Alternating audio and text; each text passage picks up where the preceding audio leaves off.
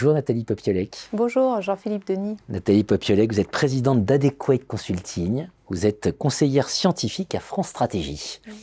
Et vous êtes auteur dans un ouvrage collectif coordonné par Karine Dartic-Pérou et Michel Saloff-Coste, intitulé Futur. C'est le volume 15 de la série Innovation et Technologie, collection ISTE. Vous êtes auteur d'un chapitre consacré à la prospective. Bon, la prospective au service de l'innovation.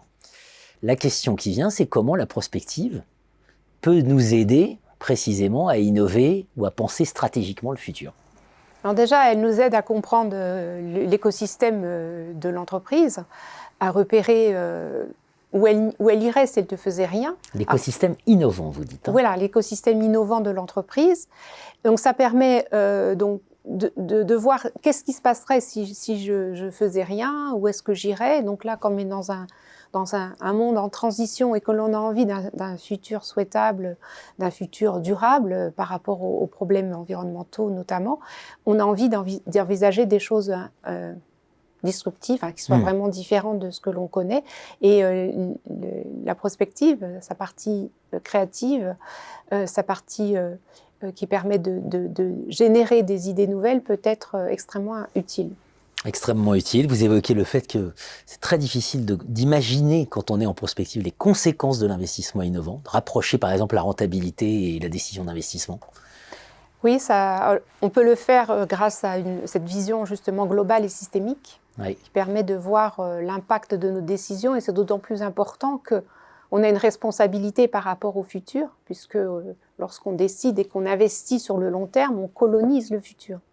Donc il faut avoir cette vision des impacts de façon globale et pas simplement considérer un impact restreint à un secteur.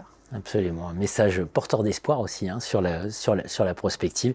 J'aime beaucoup quand vous évoquez le fait que le vélo, c'est pas le vélo en fait, c'est le transport individuel public, le TIP. Voilà. Et voilà, c'est une autre façon de parler du Vélib. Oui, alors ça, donc je prends ça au Georges Amar, qui fait de la prospective en utilisant la poésie. Il nomme les concepts en mutation.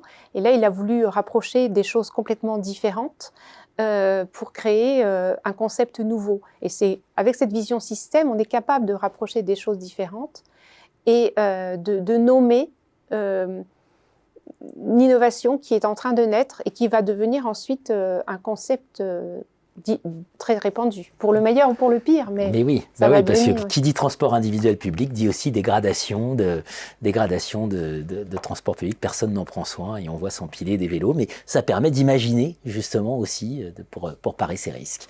C'est absolument passionnant. Futur, c'est le volume 15 de cette série Innovation et Technologie, édition ISTE. Merci Nathalie Popiolek. Merci beaucoup Jean-Philippe Denis.